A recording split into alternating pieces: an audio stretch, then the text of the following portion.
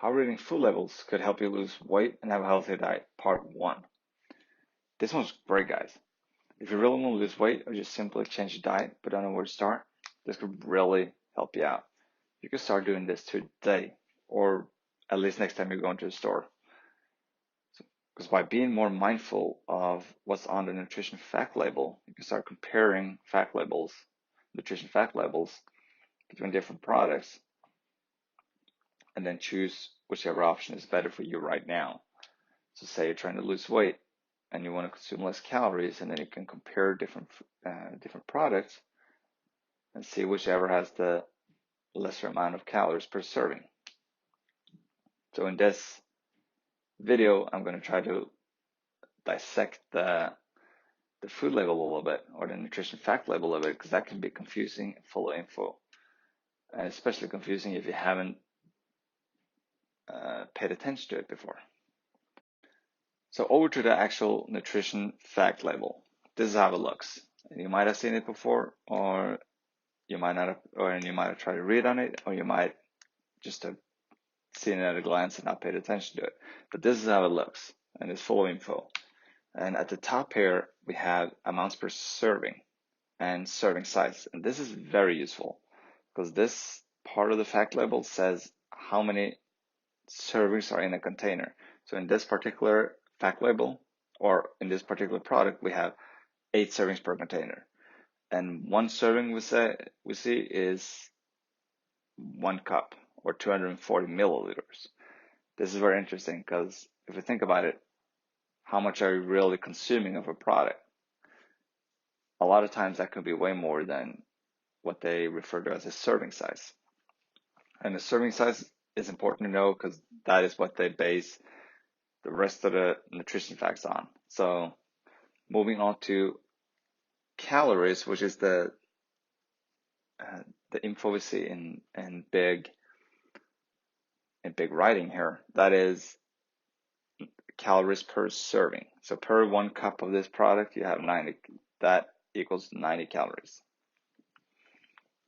And say you're eating or consuming 2 servings, then that's 180 calories. And then next up, we have total fat, saturated fat, and trans fats. And we see that total fat equals all the fat that's in the product per serving. But they also they put saturated fat and trans fat on separate lines here to emphasize the amount of saturated fat and trans fat. And part of that could be because that's two nutrients that the dietary guidelines from the USDA and HHS recommends that we eat less of. Then moving on, we have sodium, or actually before sodium, we have cholesterol in milligrams, and then we have sodium per serving, and that's also denominated in milligrams. And sodium is another one of these nutrients that the dietary guideline recommends that we eat less of. And then we have carbohydrates. First, we have total carbohydrates. That's all the carbohydrates combined. And then they kind of separate out dietary fibers, total sugars, and added sugars. And added sugar is a new one because that didn't used to be there. But in the updated nutrition fact labels, they should now have added sugars. And added sugars is yet another one of these nutrients that the dietary guidelines from the USDA and HHS recommend that we eat less of. So they have kind of separated that out on its own line, so we can clearly see how much added sugar it is in per serving and the daily value of the percentage daily value of that nutrient. I'll get back to the percentage daily value later.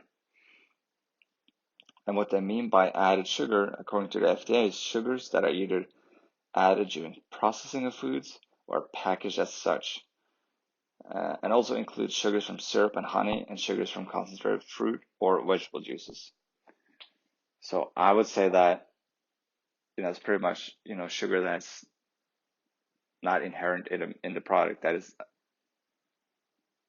added on or added to the product.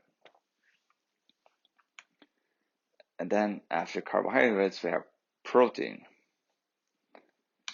And then below that, we have a bunch of vitamins and minerals, and that is the vitamins and minerals that they're required to list.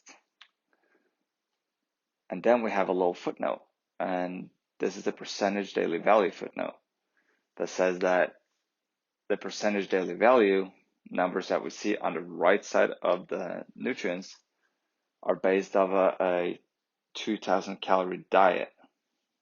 And what that means is that all these percentages are, say, take total fat.